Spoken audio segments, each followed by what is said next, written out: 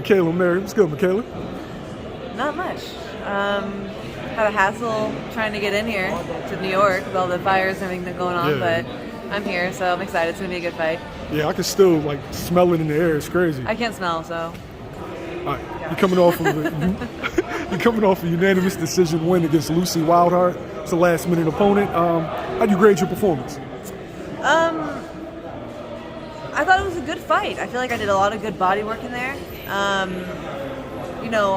There was something kind of freeing about going into a fight against someone you know nothing about at this level of my career, right? Because like I did that in the amateurs all the time, but man, I didn't know anything about this girl. We had a game plan for a whole different opponent, and then within a day's notice, I had to be thrown in there, and I was like, you know what?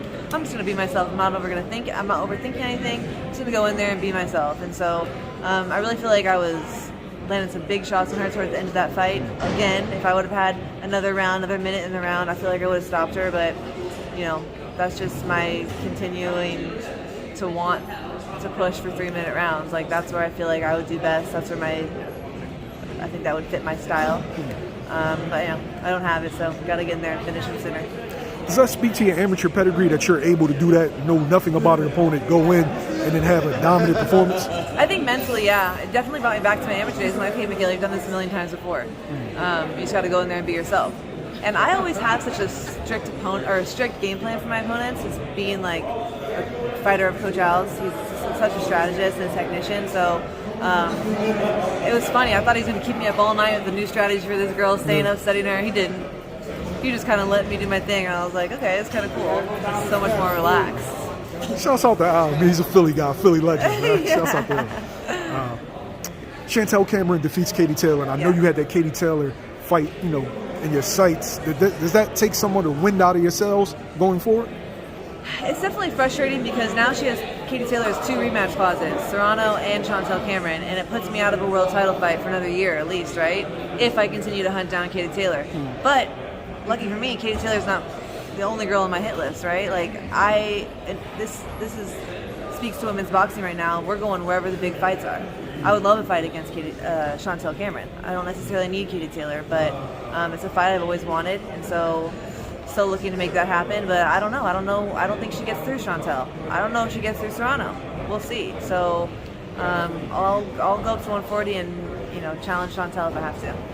Give me the hit list from top to bottom. Like, oh God, I don't actually have one, but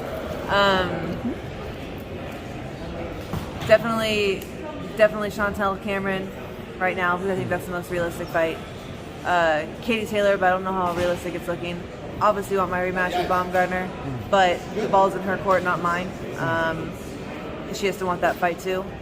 And then I would love to go up and to the next weight, take on Terry Harper, my old rival, before Baumgardner came along. That was my girl. And maybe even Tasha Jonas. I feel like I can go to all those divisions and have competitive fights with all these girls. So that's what I love about, my opportunities that I have right now. That's what I love about women's boxing. It's a ton of big fights for me. The list goes on. Women's boxing is on fire now. Yeah. When you were in the amateurs, did you ever see it becoming like this?